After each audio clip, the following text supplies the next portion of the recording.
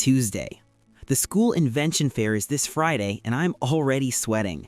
The grand prize is a $50 gift card to the arcade, which is basically a fortune. My brain, however, is a vast, empty desert of ideas. Mom suggested I invent a self-cleaning room, which is just her way of telling me my room is a pigsty. Dad suggested a remote-controlled golf ball, which is just sad. Then it happened. I was watching Dad trying to open a jar of extra crunchy pickles for 20 minutes. His face turned a color I've never seen in nature. That's when the lightning struck. The world doesn't need self-cleaning rooms. It needs the Jar Be Gone 3000, a robotic arm that opens any jar, no matter how stubborn. I'm going to be rich. Wednesday. Building the Jar Be Gone 3000 was harder than I thought. I raided the garage and found an old RC car base that only turns left, a broken whisk, some duct tape, and a rubber glove.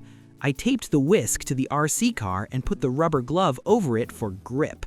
It looked less like a futuristic robot and more like a cyborg chicken. I decided to test it on a banana, which was a mistake. I turned the remote on and the thing spun wildly to the left, whacked the banana with the whisk arm, and splattered banana goo all over the kitchen wall. Mom is going to murder me. I quickly hid the evidence and the robot under my bed. Thursday. The Invention Fair. The gym was filled with kids showing off volcanoes that actually erupted and robots that could solve Rubik's Cubes. And then there was me, with my caped-up Jar Be Gone 3000 that smelled faintly of old banana. When the judges came to my table, I was sweating bullets. "Behold," I declared, "the future of jar opening." I put a small jar of olives in front of it and hit the on button. The robot didn't open the jar. Instead, it did a high-speed spin, grabbed the jar with its rubber glove claw, and flung it across the gymnasium like a discus. It flew right over Vice Principal Roy's head and shattered against the wall behind him.